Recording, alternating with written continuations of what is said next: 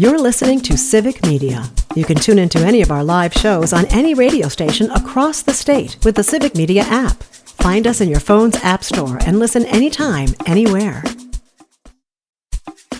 This is your WGBW Daily News Roundup for the Talk of Green Bay, 97.9 FM and 1590 AM. For 97.9 WGBW News, I'm Lisa Hale. Severe weather spawned numerous tornadoes across Wisconsin yesterday. While northeast Wisconsin avoided much of the damage and the drama, other areas were not so lucky. A tornado made landfall in Loyal in Clark County yesterday around 5 p.m. An hour later, a tornado in Dodge County caused significant damage to structures, homes, and buildings, including a nursing home in Juneau and the Dodge County Airport. In Mayville, trees and power lines are downed, and buildings in the industrial park were damaged. We Energies is reporting over 12,000 customers are without power, primarily in the southern portion of the state.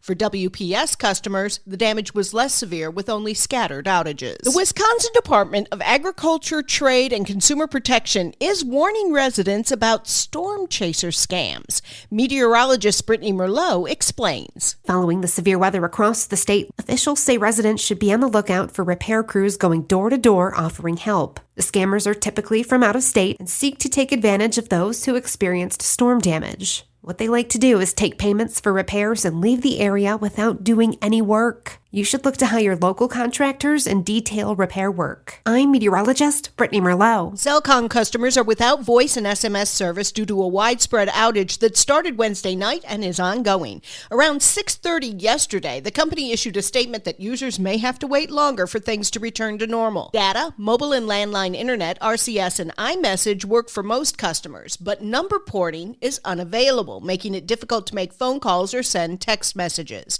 Businesses and organizations such as the Village of Ashwaubenon and the Ashwaubenon School District that use Cellcom report that their phone lines are down due to the outage. The number of unemployed people in Wisconsin increased slightly in April, according to preliminary estimates from the U.S. Bureau of Labor Statistics. The Wisconsin Department of Workforce Development announced Wisconsin's seasonally adjusted unemployment rate increased slightly to 3.3% over the last month. That's still 0.9 percentage points below the national unemployment rate of 4.2%. Wisconsin's labor force decreased by 4,900 over the month. Over 3,066,000 people were employed in the state of Wisconsin in April. In an area full of bays, rivers, lakes, locks, and other waterways, the Green Bay Police Department dive team has to be prepared for high-risk water emergencies. That team recently completed an intensive 5-day swiftwater rescue training course, receiving specialized instruction in victim rescue, recovery, self-rescue, rope systems, and coordinated response in fast-moving water conditions. The GBPD dive team is now available for deployment across the region, county, and state, and supports mutual aid requests from neighboring jurisdictions. See photos and videos of the training in our story at WGBW.FM.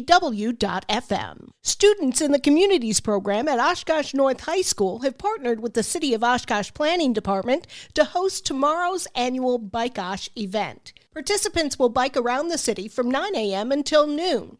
Caden Lederhouse is one of the high school juniors putting on the event. He loves biking and wants to be involved in a program that educates bikers and drivers alike. We just want to use that to help show the biking infrastructure that Oshkosh has and just also educate our drivers. We know biking is a huge part in a lot of people's lives. Oshkosh it's a smaller city compared to Madison, and biking is still very important here. And we just want to make biking safer in Oshkosh. We want to make more people bike. We just want it to be more community-based thing. WGBW sister station WISS is proud to be one of the 20 pit stops for the Bike-Osh event Saturday. Milwaukee County Circuit Court Judge Hannah Dugan pleaded not guilty Thursday to charges of helping a man evade U.S. immigration authorities in her courthouse. She's charged with concealing an individual to prevent arrest and obstruction. A July trial date has been set. In the meantime, Dugan's attorneys have submitted a motion to dismiss the case, claiming she was acting in her official capacity as a judge and is immune to prosecution. They also say the federal government violated Wisconsin's sovereignty by disrupting a state courtroom and prosecuting a state judge. You can expect multiple high-profile cases before the Wisconsin Supreme Court to get rulings soon. Here's Joanne Krulatz. Liberal Justice Ann Walsh Bradley is set to end her 30th year in the court next month, and that means the court will have to deliver opinions in a number of cases. That includes a full ruling on Wisconsin's current abortion laws, rulings on Wisconsin Act 10, which restricts collective bargaining for public unions, a ruling on WIAA actions against student athletes, and a ruling on PFAS regulations.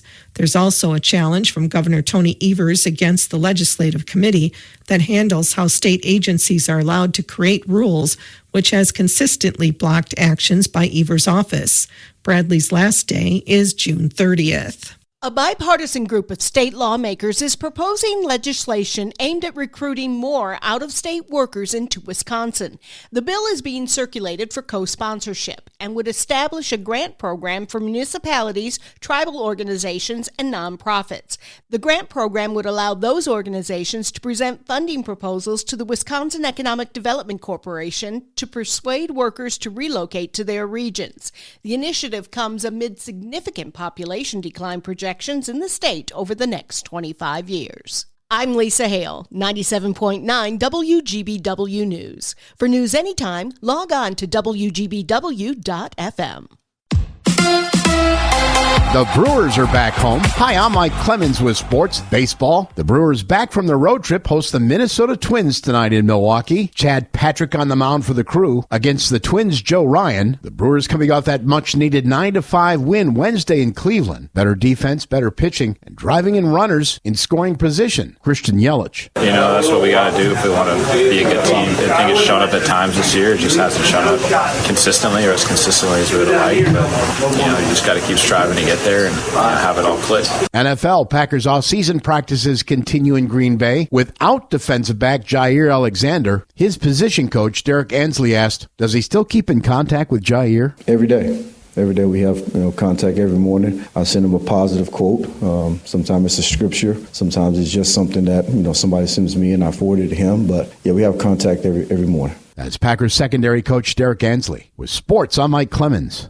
On your entertainment beat, I'm Pete Schwaba. First it was HBO, then it was HBO Max. Then it was just Max, and now it's going back to HBO Max. Parent company Warner Brothers Discovery has decided that HBO is a respected brand that they should put back to help drive subscribers. Yes, by all means, lose the most respected part of the streaming title, the part that brought you Game of Thrones, True Detective, and White Lotus, and Last Week Tonight. Not sure they really lose anything if they drop Max. Snoop Dogg, or Snoop-a-Loop to Will Ferrell, is putting out new material inspired by the backlash of his performance at the inauguration of the president. The rapper said he lost 500,000 Instagram followers and took a lot of heat for his decision, but said he appeared not to endorse the president, but from a deal he made with a business partner in order to bring resources to the hood. The music mogul said he does not represent the Republican Party. He does not represent the Democratic Party. He represents the Gangster Party. I guess it was a perfect fit then. Sorry, couldn't resist. The new season of Emily in Paris is getting a star power injection. Minnie Driver has agreed to join the show for the upcoming season, its fifth. Driver's credits include Grosse Pointe Blank and Good Will Hunting, for which she was Oscar nominated. Driver joins Lily Collins, who plays the title character. Production is currently underway in Rome for the popular Netflix show. There is no release info yet on the dropping of season 5. Actress Scarlett Johansson is planning retaliation, and it has nothing to do with her Marvel character. Johansson was the victim of a joke on Saturday Night Live Weekend Update last year, thanks to her husband Colin Jost's co-anchor Michael Chi. Chi made a joke about Johansson's private parts, which shocked her as cameras caught her reaction backstage. Johansson told Vanity Fair that she was expecting a joke involving that region of the body, but was still blown away and said the joke was old school gross. Sleep with one eye open, Michael Chi. There is nothing like some good movie buzz. Even though Mission Impossible: The Final Reckoning won't be released here in the States until May 23rd, it's created quite a buzz after premiering at the Cannes Film Festival. The premiere was accompanied by a 40-piece orchestra that welcomed the audience and sounds like it was an amazing evening. Variety reports Tom Cruise received a 5-minute standing ovation from the crowd after once again pulling off his own death-defying stunts in the film, despite being the tender age of 62. He addressed the crowd, thanked the crew, and said goodbye to the franchise in front of the enthusiastic crowd. Tom Cruise, ladies and gentlemen, from teen heartthrob to a bit of an outcast to now quite possibly the greatest movie star ever, and a pretty darn good actor as well. Can't wait to see this film. For more showbiz fun, tune in to Nightlight with me, Pete Schwaba, weeknights from 6 to 8 p.m. on the Civic Media Radio Network. It is going to be mostly sunny and breezy today with a chance of scattered showers and thunderstorms this afternoon. Our high today right around 80. The wind out of the south to southwest gusting to near 40. Tonight, scattered showers 53. Tomorrow, cooler with showers and a high near 64. I'm meteorologist Sean Cable. Currently, it is 66. That's your WGBW Daily News Roundup from Civic Media. Subscribe to this podcast on Spotify, Apple, or wherever you find your podcasts. Find more news at WGBW.FM.